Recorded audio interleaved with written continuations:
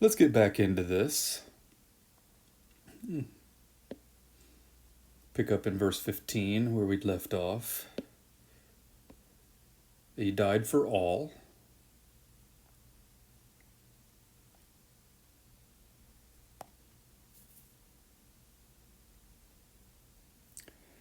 So Jesus died for all.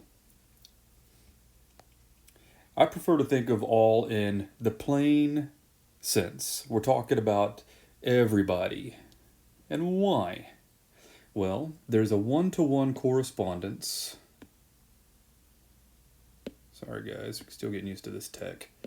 There's a one-to-one correspondence with he died for all, with the all died right next to it. Come on. The all died right next to it. So these two things are paired together in the text. And then you say that the ones who live should live no longer for themselves. So there's a set of people who live and they're no longer living to themselves. And this is going to point all the way back. So they're no longer living for themselves. We're going to go all the way back up here. So we make it our aim to be well pleasing to him. And you remember this. When we were in the flesh, before we were redeemed, we spent all of our lives in pursuit of pleasure, to please ourselves. This reminds me of Pastor David's sermon on Sunday. Are we castle building or are we kingdom building? And we have to admit that our entire lives were spent building our personal brand. We were building our own castle. Look at how impressive Jake is. And there's a paradigm shift whenever you get down here, still in verse 15. But we're going to live for him.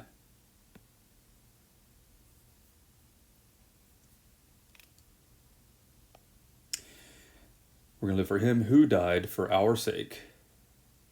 He died for us. Here's us right here. And was raised.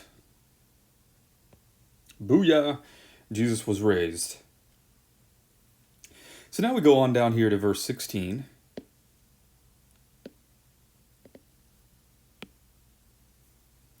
And this is a little curious. From now on, we regard no one according to the flesh. Like, this is kind of a head scratcher. What does it mean to regard no one according to the flesh? And I think the clue is down here in the second part of the verse.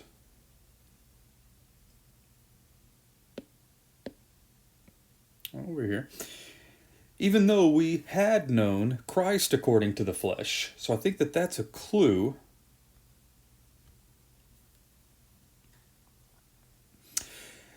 We regard one another in the flesh the same way we once regarded Jesus according to the flesh.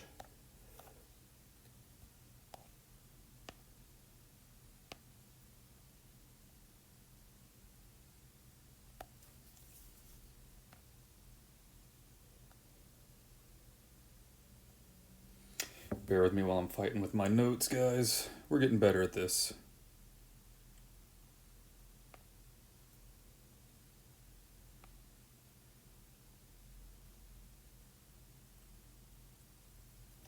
So we no longer regard Jesus according to the flesh.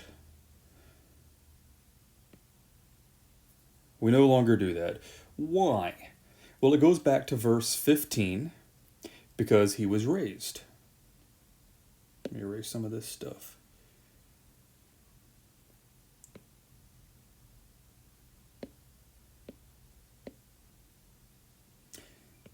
Jesus was rose again, and this is why we no longer regard him according to the flesh.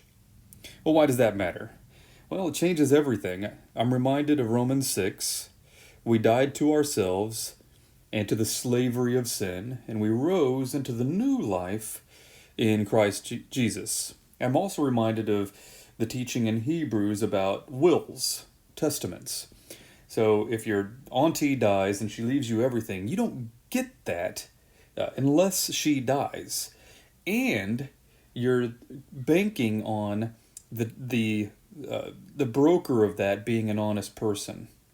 But Jesus is both. He is the one who died, and he is the one who is brokering the inheritance to you, and it guarantees your inheritance. And because of that, therefore, if anyone is in Christ, and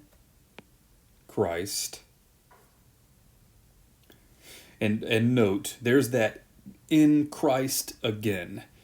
I encourage you to take note of this every time you see it in your studies. You're going to see it everywhere. It's our link to Jesus, our identification with Him, in Him, that gets us the reconciliation that we're about to describe below. Anyone that's in Christ is a new creation. And this takes us back to verse 16. We regard according to the flesh no longer, because we're a new creation. And this is why we don't regard anyone according to the flesh.